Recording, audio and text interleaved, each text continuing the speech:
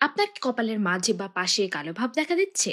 বা আপনার কপাল কি সবসময় মুখের তুলনায় ডার্ক মনে হয়? অনেক কিছু ট্রাই করে কোনোভাবেই কালো ভাব কমাতে পারছেন না? তাহলে আজকের ভিডিও একদম আপনার জন্য। আজকে আমরা জানবো কপালের এই কালো ভাব কেন দেখা দেয়, কি কি কারণ এটাকে আরো বাড়িয়ে তোলে, আর কিভাবে সঠিকভাবে এর প্রতিরোধ এবং চিকিৎসা করা যায়। তাই ভিডিও শেষ পর্যন্ত আমার সাথেই থাকুন। হ্যালো, আমি সারা বলছি সার্চ থেকে। আমি আপনাদের ত্বক চুল মেকআপ বিষয়ক সমস্যার সমাধান দেওয়ার চেষ্টা করি আমার রিসার্চ ও নলেজ থেকে। যদি আপনার তাতে আগ্রহী হয়ে থাকেন তাহলে আমার চ্যানেলটিকে সাবস্ক্রাইব করুন এবং বেল আইকনটিতে ক্লিক করুন যেন আমার পরবর্তী ভিডিওগুলো আপনাদের মিস না হয়।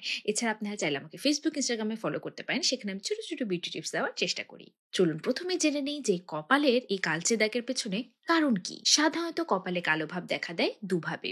প্রথমটি হলো ধীরে ধীরে দেখা দেওয়া কালো ভাব, আর দ্বিতীয়টি হলো হঠাৎ করে, অর্থাৎ খুব অল্প দিনের মধ্যে দেখা দেওয়া কালো ভাব। এখন ধীরে ধীরে দেখা দেওয়া কালো ভাবের পেছনে কারণ কি হতে পারে? প্রথম কারণটি হলো ঘর্ষণ বা ফ্রিকশন, অর্থাৎ আপনি যদি দীর্ঘদিন ধরে টাইট ক্যাপ, হিজাব বা হেলমেট ব্যবহার করেন তবে স্কিনে ক্রমাগত ঘর্ষণের ফলে এই কালো ভাব দেখা দিতে পারে। দ্বিতীয়ত হলো মেলাজমা বা হাইপারপিগমেন্টেশন। মেলাজমা সাধারণত গালে দেখা দেয়, কিন্তু কারো কারো ক্ষেত্রে আইব্রাউ এর উপরে অথবা কপালের এই অংশেও দেখা দিতে পারে। এটা ধীরে ধীরে বয়সের সাথে গাঢ় হয় এবং সূর্যের আলোয় আরো বেড়ে যায়। 3 নম্বর কারণটি হতে পারে এক্যান্থেসিস নিগ্রিক্যান্স। এটা একটা স্কিন কন্ডিশন যেটা শরীরে ইনসুলিন লেভেল বেড়ে যাওয়ার ফলে দেখা দেয়। এতে স্কিন মোটা এবং কালচে হয়ে যায়। চতুর্থ কারণ সানবার্ন। আপনারা যারা আমার নিয়মিত দর্শক তারা ইতিমধ্যে জানেন যে নিয়মিত সানবার্নের ফলে আমাদের ত্বকের যে কোনো অংশ, অর্থাৎ কপালও কালো হয়ে যেতে পারে। এই তো গেল ধীরে ধীরে দেখা হওয়া কালো ভাবের কথা।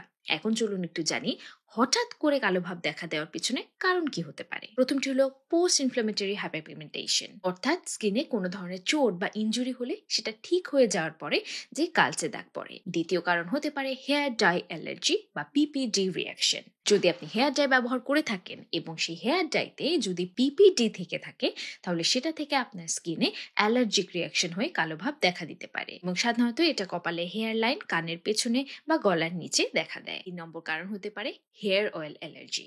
যদি আপনি আপনার হেয়ার অয়েলে পেপারমিন্ট, মেন্থল বা অন্য কোনো ইরিটেটিং উপাদান ব্যবহার করেন, অথবা যদি আপনি আপনার স্কিনে এসেনশিয়াল অয়েল ব্যবহার করে থাকেন তাহলে সেটা থেকে কিন্তু স্কিনের রিঅ্যাকশন হতে পারে এবং কপাল কালো হয়ে যেতে পারে। 4 নম্বর কারণ হলো ট্যানিং। কপাল আসলে আমাদের সব থেকে এক্সপোজড অংশ, তাই সূর্যের আলোতে সবার আগে কিন্তু আমাদের কপালই ক্ষতিগ্রস্ত হয়। বিশেষ করে যারা বাইরে বেশি সময় থাকেন তাদের জন্য কপালে কালো ভাব দেখা দেওয়া খুবই কমন। 5 নম্বর কারণ হতে পারে কিছু নির্দিষ্ট মেডিকেশনস। কিছু নির্দিষ্ট অ্যান্টিবায়োটিক যেমন টেট্রাসাইক্লিন অথবা ম্যালেরিয়া ওষুধ গ্রহণের ফলেও কিন্তু কপাল কালো হয়ে যেতে পারে। 6 নম্বর কারণ হতে পারে স্ক্রাবের মতো ফিজিক্যাল এক্সফোলিয়েটিং প্রোডাক্ট ব্যবহারের ফলে কিন্তু স্কিনে ট্রমা সৃষ্টি হতে পারে এবং সেখান থেকে কিন্তু কালচে ভাব দেখা দিতে পারে। 7 নম্বর হলো হোয়াইটনিং প্রোডাক্ট ব্যবহার। হোয়াইটনিং প্রোডাক্টে থাকা মার্কারি এবং তীব্র মাত্রার কেমিক্যালের ফলে কিন্তু ত্বকে মারাত্মক ক্ষতি হতে পারে এবং এ ধরনের কালো দাগ দেখা দিতে পারে। তাহলে এখন প্রশ্ন হলো কিভাবে প্রতিরোধ করবেন। প্রথমটি হলো সানস্ক্রিন ব্যবহার করা বাধ্যতামূলক। যে কোনো পিগমেন্টেশন বা ডার্ক স্পটের সব থেকে বড় শত্রু হলো সূর্য। বিশেষ করে আমরা অনেকেই কিন্তু রোদে গেলে মাস্ক, হিজাব বা সানগ্লাস পরি, কিন্তু আমাদের কপালের অংশটি কিন্তু অনাবৃত থেকে যায়, যার ফলে ত্বকের অন্যান্য অংশের তুলনায় কপালে ট্যান বেশি পড়ে যায় এবং কপাল কালচে হয়ে যায়। এক্ষেত্রে আপনি যত বেশি সানস্ক্রিন ব্যবহার করতে পারবেন তত বেশি আপনি ত্বককে সুরক্ষিত রাখতে পারবেন এবং ট্যান থেকে বাঁচাতে পারবেন। শুধু সেটা নয়, নিয়মিত ব্যবহারে এই কালচে ভাব কমেও আসবে, এবং এই কারণে আমি আমার চ্যানেলে এত বেশি সানস্ক্রিন রিভিউ করি যেন আপনাদের জন্য মানানসই কোনো না কোনো অপশন খুঁজে পান। বিশেষ করে গরমে ব্যবহারের জন্য খুব চমৎকার একটি সানস্ক্রিন হলো TMB3 নাইসিন সানস্ক্রিন SPF 50+। এই সানস্ক্রিনটি সব থেকে ভালো দিক হলো যে এটি আপনার মুখকে তেলে করে ফেলবে না, আবার ড্রাইও করে ফেলবে না। অ্যাপ্লাইয়ের পরে 5 মিনিট বাতাসে শুকিয়ে নিলে আপনি চমৎকার একটা ন্যাচারাল ফিনিশ পাবেন, সব স্কিনের জন্য পারফেক্ট। আরেকটি সানস্ক্রিন হলো round lab birch moisturising sunscreen SPF 50+। এটা কিন্তু কোরিয়ার মোস্ট পপুলার সানস্ক্রিন হিসেবেও নির্বাচিত হয়েছিল। কিছুটা ময়শ্চারাইজিং, কিন্তু তারপরেও খুব লাইট এবং ত্বকে চমৎকারভাবে মিশে যায়। দ্বিতীয় যেটা করবেন, কপালে বাড়তি ঘর্ষণ এড়িয়ে চলুন। ঘর্ষণ এড়াতে খুব টাইট ক্যাপ বা হেলমেট ব্যবহার সীমিত রাখুন, কিন্তু বাইকে চলাচল করলে যেহেতু আপনার হেলমেট পরতেই হবে, সেক্ষেত্রে আপনি কপালে হেলমেট ব্যবহারের আগে বা ক্যাপ পরার আগে ময়শ্চারাইজার অথবা ভ্যাসলিন লাগিয়ে নিতে পারেন। এতে করে ঘর্ষণের মাত্রা কমে আসবে। সেটাফিল ময়শ্চারাইজিং ক্রিম এই সব ক্ষেত্রে আমার কাছে অসাধারণ মনে হয়।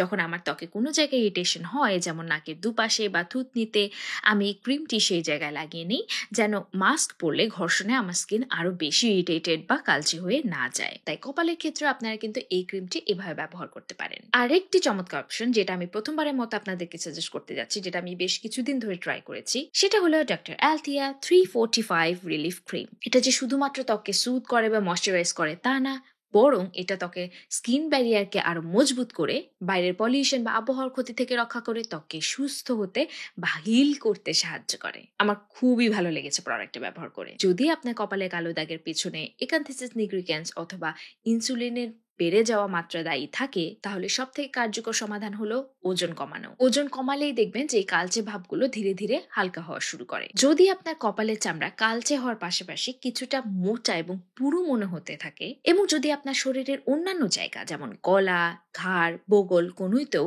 ঠিক একইভাবে ত্বক কালো ও মোটা হয়ে যেতে থাকে, তাহলে এটি আপনার একান্থিসিস নিগ্রিক্যান্সের লক্ষণ হতে পারে। অবশ্যই নিশ্চিতভাবে জানার জন্য ডাক্তারের পরামর্শ নেওয়াই ভালো। এখন আসি যে কোন কোন জিনিস থেকে একদম আপনার দূরে থাকতে হবে।